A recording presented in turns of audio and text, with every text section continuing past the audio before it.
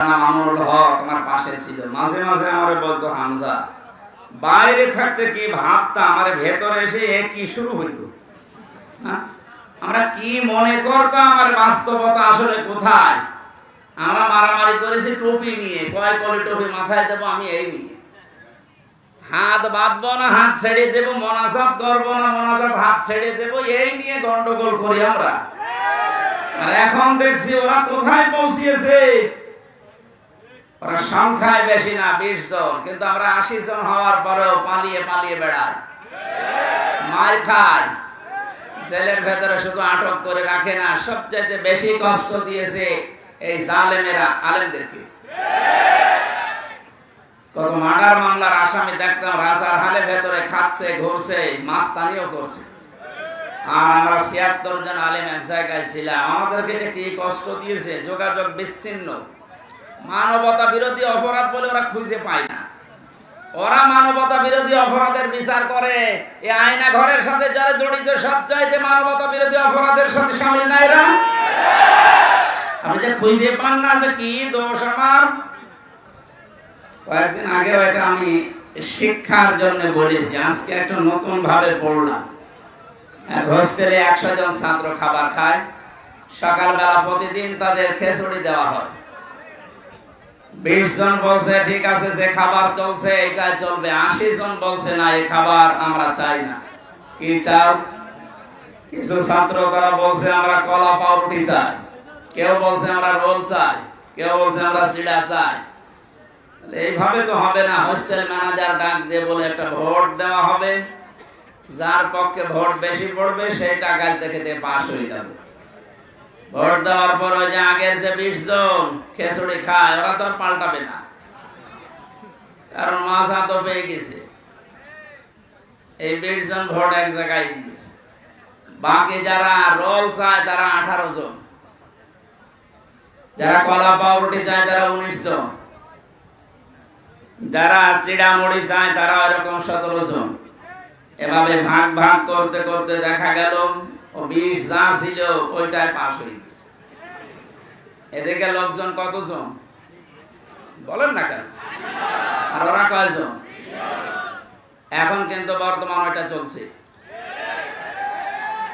আগস্টের 5 তারিখের পর থেকে আজকের এই 12 তারিখ, 1 মাস 7 দিনে এখনো পর্যন্ত অনেকের সভাপতির উদয় হচ্ছে না। এরা এখনো পর্যন্ত ওই সেই ছোটখাটো বিষয় নিয়ে এখনো গন্ডগোল মারামারিতে লিপ্ত আছে। এভাবে করতে থাকেন 80 জন আমরা, তারপরও কিন্তু পাস করা যাবে না। ওই 20 জনেই তাদের আগের ওইটা পাস করে ফেলবে। আমি কি বোঝাতে চাই বুঝেছেন নাকি আন্দাজে? যাতে মাথা হলে ওরা তাহলে ঠিক আছে।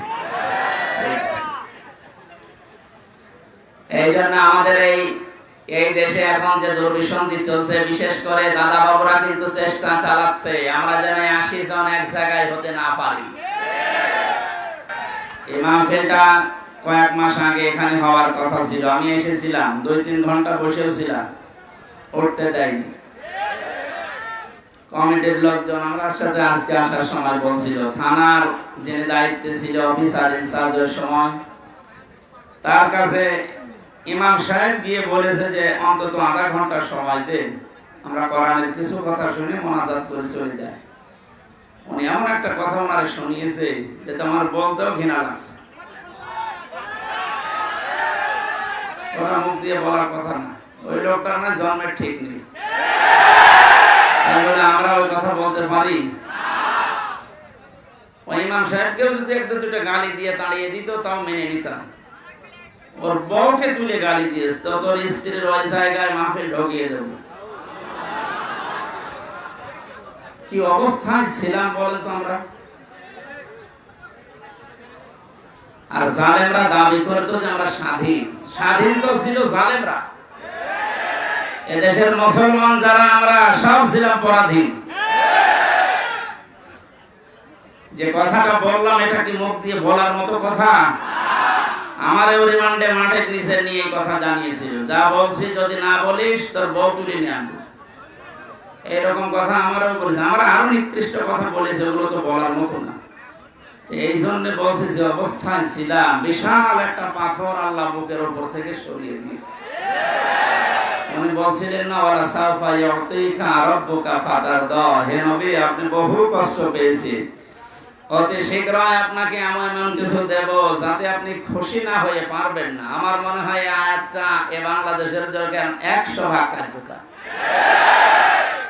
সত্যি আল্লাহ এমন কিছু দিয়েছে, এদেশের ইমানদার যারা, মুসলমান যারা, মানবতার পক্ষের লোক যারা, এরা এত খুশি। কিছু মানুষ আছে তারা নারাজ হয়েছে, তারা জানে, তারা কি একটা ঘটনা পড়ছিলাম আজকে।